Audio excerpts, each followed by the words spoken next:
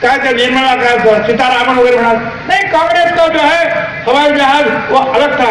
ये बहुत सारे जो अस्त्र शस्त्रों से भरा हुआ है, इसलिए कीमत बढ़ी है। म्हणजे काँग्रेसने काय खेळण्याचे काय धोके घेणार होते काय?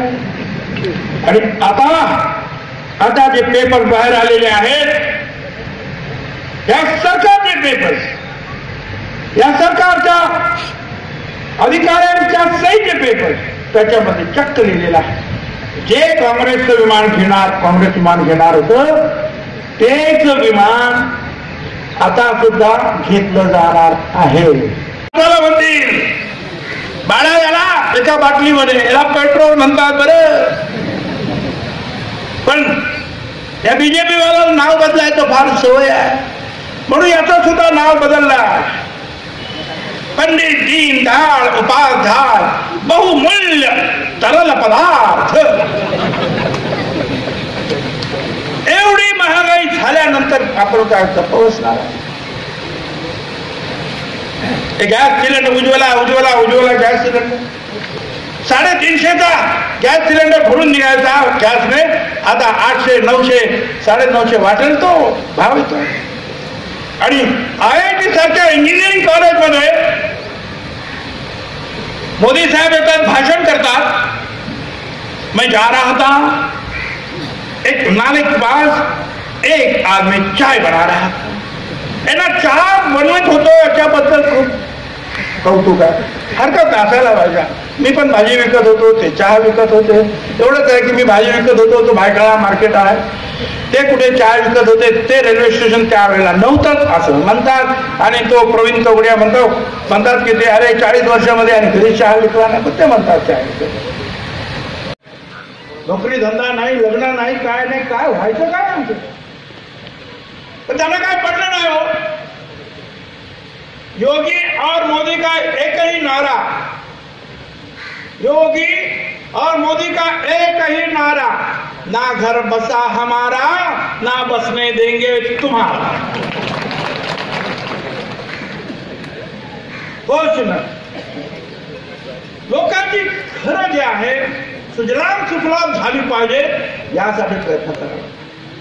ते नाही, अरे यांनी शेतकऱ्यांसाठी काय केलं नाही.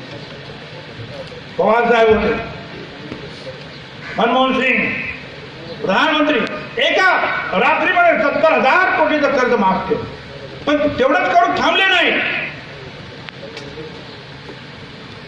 धान्याच्या भावात वाढ कशी केली गेली आणि आता काय आहे ती परिस्थिती आहे. तांदळाच्या भावात 5 वर्षात 33% वाढ झाली आणि पवार साहेबांनी ती 115% वाढ केली. गव्हाच्या बाबतीत 36% वाढ 5 वर्षात केली. पवार साहेबांनी 133% वाढ केली. बाजरीच्या भावात जिसकी लाठी उसकी भैंस, बनेगा पकौड़ा, बनेगी चाय, स्कूल कॉलेज भाड़ में जा. अदानी अंबानी के साथ धन की बात और तुम्हारे हमारे साथ मन की बात. तुम्हारे शासन तेरा खेल मांगा न्याय, हो गई जेल. न्याय मांगा तो जेल हो गई. आता तुम्ही कोणी सांगितलं एवढं सुंदर जे आहे महाराष्ट्र सदन म्हणलं, 150 खोल्याचं टोटल एअर कंडिशन, स्वतःचा बिस्लेरी प्लांट, स्वतःची लॉन्ड्री, बेकरी, सगळं. 500 रुपयामध्ये रूम मिळतो, बाहेर 5,000 रुपये. छत्रपती शिवाजी महाराज पुणे आंबेडकरांचे मोठमोठे पुतळे आहेत, राजवाडासारखं.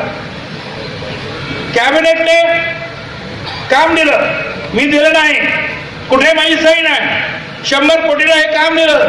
माझं काम चांगलं बांधून घेणं, मी ते चांगलं बांधून घेतलं. अमित शहा तिकडे असतात, नरेंद्र मोदी तिकडे येतात, म्हणतात वा वा महाराष्ट्र सदन बहुत सुंदर. दुसरा बोलतो बनाने वाला अंदर. म्हणतात बहुत पैसा खर्चा हुआ, बोले कुछ नहीं खर्चा हुआ. क्यों? क्योंकि अभी तक 1 रुपया भी कॉन्ट्रैक्टर को दियाच नहीं. माझ्यावर आरोप 25,000 कोटी खाल्ले, मग म्हणाले 10,000 कोटी खाल्ले, मग म्हणाले 850 कोटी खाल्ले. अरे ज्याने बनवलं त्याला तुम्ही 1 रुपया दिला नाही त्या कंत्राटदाराला, तो मला 850 कोटी कुठून देईल? आणि त्याचं काम मुळात 100 कोटीचं, ते त्याने पूर्ण केलं आणि त्याला 1 रुपयाच्या कामाचा दिला नाही. खोटे आरोप माझ्यावर टाकून मला आणि समीर भुजबळला बंद केलं का? तर आम्ही त्यांच्याशी भांडतो, बोलतो, लढतो. त्यांना वाटलं काय गप्प असेल, अजिबात बसणार नाही. काय वाटेल तर तेवढा तुम्ही केसेस टाका, मी तुम्हाला घाबरत नाही. तुम्ही शेतकऱ्यांचे दुश्मन आहात, तुम्ही कष्टकऱ्यांचे दुश्मन आहात, तुम्ही बेरोजगार आमच्या युवकांचे दुश्मन आहात. बहिणीचे तुम्ही दुश्मन आहात. तुमच्या विरुद्ध लढल्याशिवाय राहणार नाही.